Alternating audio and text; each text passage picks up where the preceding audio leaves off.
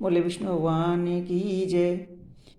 आइए सुनते हैं माघ मास के 25वें अध्याय की कथा। राक्षस बोला, हे महामुनि, केरल देश के ब्राह्मण की किस प्रकार मुक्ति हुई थी, उसका सारा वृतांत मुझसे कृपा करके कहिए। देवदूती ने कहा, हे पिशाच, मैं इस शुभ तथा पुण्य कथा को कहता हूँ, ध्यान से सुनो। केरल देश में बसु नाम का एक वेद पारंगत ब्राह्मण रहता था। उसके पट्टीदारों तथा बांधवों ने उसकी भूमि छीन ली थी। अतएव उसने दुखी होकर निर्धनता से अपने जन्मभूमि को त्याग दिया और देश देश में घूमता हुआ कुछ दिन बाद अनेक व्याधि दुखों से दुखी हो एक बहुत बड़े जंगल में गया। तीर्थ इत्यादि स्थानों में चलने से थका हुआ तथा भूख प्यास से पीड़ित होकर वह विंध्य पर्वत पर दुर्भिक्ष के कारण मृत्यु को प्राप्त हुआ। उसकी दाह क्रिया तथा ओधर्व दैहिक क्रिया भी नहीं हुई, जिससे वह उसी निर्जन वन में पवन की कंदराओं में प्रेत होकर के चिरकाल तक वास करता रहा। वह शीत व ताप से तथा बिना आहार और जल की इच्छा से बहुत हाहाकार करके रोता हुआ वायु रूप में इधर उधर घूमता था। उसको कहीं शरण तथा सुख न मिलता और अपने किए कर्म के फल को भोगता रहता था। जो लोग हवन, भगवान का पूजन, आत्मविद्या का अभ्यास नहीं करते तथा प्रसिद्ध तीर्थों में से विमुख रहते हैं, जो दुखी लोगों को वस्त्र, तंबूल, सुवर्ण, रत्न, फल तथा जल नहीं देते हैं, वे ही कर्महीन होते हैं तथा कुटिल, चोर, ठग, पाखंडी तथा जो बाल, वृद्ध, आतुर और स्त्रियों पर निर्दयता करते हैं, उनका धन हरण करते हैं, वे अवश्य त्याग करने योग्य हैं।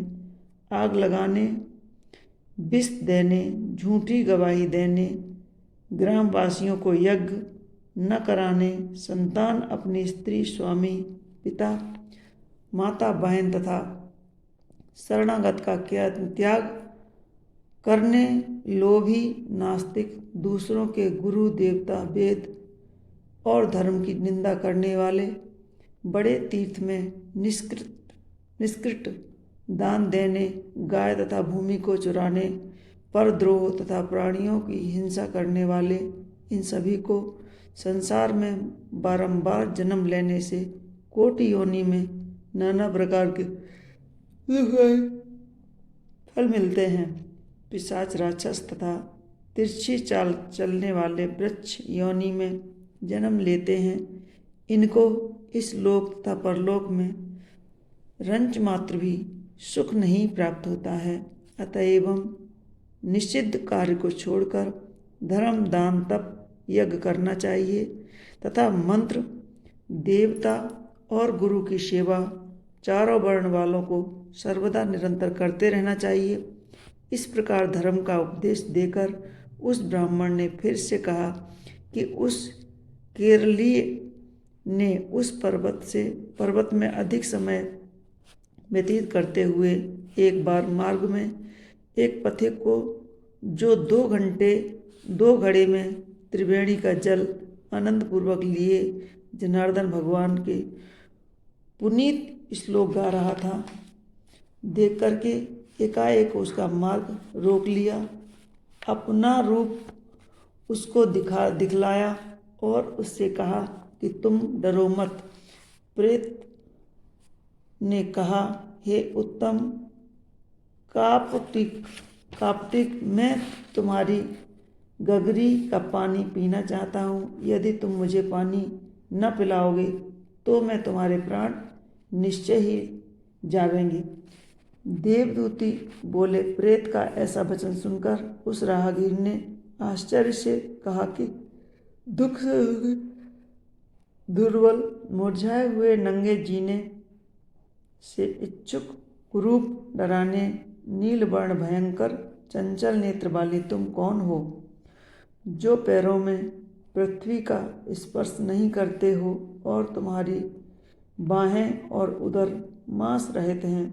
लोमस ऋषि जी बोले। कार्पटिक के ऐसे वचन सुनकर प्रेत ने कहा कि हे धर्मनिष्ठ, मेरे ऐसे होने का कारण सुनो। मैं लोभी, मलिन, व्यभिचारी और क्रिया रहित था। सदा दूसरे के अन्न से उदर पूर्ति करता था और अकेला मिठाई खाता था। कभी दूसरे के दुख में दुखी नहीं हुआ और न एक ग्रास भी भिक्षा दिया, न 4 ग्रास की पुष्कल और 4 पुष्कल का हंतकार दिया। मैंने कभी वैष्णव देव नहीं किया है, न 12 बाहर बलि ही फेंका है और न प्यासों को कभी जल पिलाया है, न कभी पितरों को श्राद्ध तर्पण किया है, न कभी देवताओं का पूजन किया है, न कभी ब्राह्मणों को छाता, जूता, जल आदि का बर्तन, पात्र और औषधि का दान किया है, न कभी अंधे, वृद्ध, अनाथ और दीनों को अन्न से संतुष्ट ही किया है, न कभी गौ को ग्रास दिया और न कभी किसी रोगी को मुक्त किया, न अग्नि में कोई हवन किया। मेरे समान तिल का दान न देने वाला संसार में दूसरा कोई न होगा। व्यतिपात, संकृति तथा सूर्य या चंद्रग्रहण में तथा दूसरे सब पर्वों में, कार्तिक मास की मुख्य तिथियों में भी, पितृपक्ष तथा माघ आदि में, मन्यवादी युगादि तिथियों में ब्राह्मणों को कुछ दान नहीं किया। कार्तिक में मैंने तेल सहित दीपदान भी नहीं किया। माघ मास में मैंने रूप, सौभाग्य तथा मोक्ष को देने वाला स्नान भी नहीं किया। न पूरा माघ में ब्राह्मणों के स्नान करने से जाड़ा लगने पर उनको अग्नि से कभी तपाया है, न वैशाख इत्यादि महीने में किसी को ठंडा पानी पिलाया है, न पीपल तथा बरगद के पेड़ ही लगाए हैं, न कभी किसी प्राणी को बंधन से छुड़ाया है और न कभी मृत्यु से डरने वाले किसी शरणागत की रक्षा की है, न 3 रात तक उपवास करके मधुसूदन भगवान को तृप्त ही किया है। हे द्विज, न मैंने कभी कृच्छ, अतिकृच्छ और संताप व पुण्य तथा चंद्रायन व्रतों से अपने शरीर को कृश किया है, जिसको इंद्रादिक देवताओं ने किया था। हे ब्राह्मण, देखो, पूर्व जन्म के बड़े बड़े क्रूर कर्मों के कारण ही मेरे दुख प्रबोध विचित्र गति हुई है। इस पर्वत पर भेड़िया तथा व्याघ्र से मारे हुए अनेक पशुओं के मांस, सूंगे इत्यादि पक्षियों से खाए गए फल, नाना प्रकार के सुंदर सुगंधित रस भरे मुलायम मीठे खाने योग्य बहुतेरे फल तथा मूल भी हैं। सर्वत्र स्रोतों और झरने के जल भी हैं। जो सब पदार्थ पृथ्वी पर सहज ही मिल जाते हैं, परंतु देव की इच्छा न होने से कुछ भी मैं नहीं खा सकता। सर्प की तरह केवल हवा पीकर जीता हूँ। मंत्र, पुरुषार्थ, विक्रम, बल, बुद्धि और मित्रों की सहायता से मनुष्य सर्वदा अलभ्य वस्तु को प्राप्त हो नहीं करता है। सुख, दुख, लाभ, हानि, विवाह, मृत्यु, जीवन, भोग, रोग तथा वियोग के केवल देव भाग्य ही कारण होता है। कुरूप, कुलीन, मूर्ख, कुकर्मी, निंदित, सूर, पराक्रमहीन, काने, लूले, बिना रोग के, नीतिहीन, निपुण तथा नपुंसक मनुष्य भाग्य से ही जन्म पर बैठते हैं।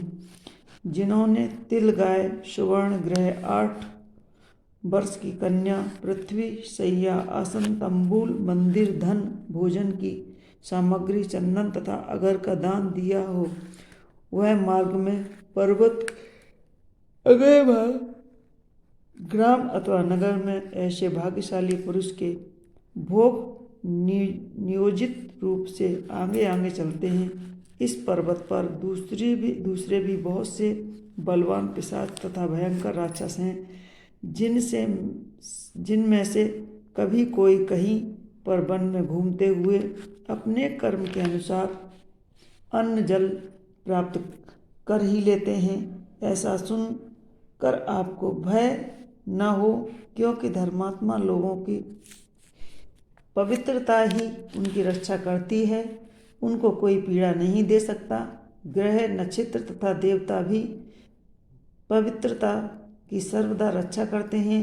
ये राक्षस गण गोविंद के पवित्र भक्त आपको देख भी नहीं सकते हैं। जो लोग नारायण की भक्ति में लीन रहते हैं उनको राक्षस, प्रेत, पूतना, भूत, बेताल, गंधर्व, शांकिनी, आर्यक, रेवती, वृद्ध, रेवती, मुखमंडली, यज्ञ, क्रूर बाल, दुष्ट, वृद्ध, मात, भयंकर तथा अन्य विनायक इत्यादि ग्रहकृत सर्प, कुष्मांड तथा दूसरे दुष्ट जंतु हे ब्राह्मण पवित्र वैष्णव ब्राह्मण को नहीं देख सकते हैं, न छू ही सकते हैं। हे ब्राह्मण, मैं इस प्रकार अपने कर्मों का फल यहाँ पर भोग रहा हूँ। एक समय में मैंने जम्बालिनी नदी के किनारे पर घूमते हुए सारस के कहे हुए कुछ वचन को सुना था। बोले विष्णु भगवान की जय।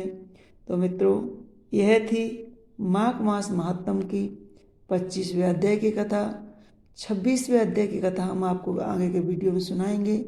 आपको हमारी कथाएं कैसी लगती हैं हमें कमेंट बॉक्स में ज़रूर लिखें और हमारी वीडियो को लाइक करें और हमारे चैनल को सब्सक्राइब अवश्य कर लें। धन्यवाद।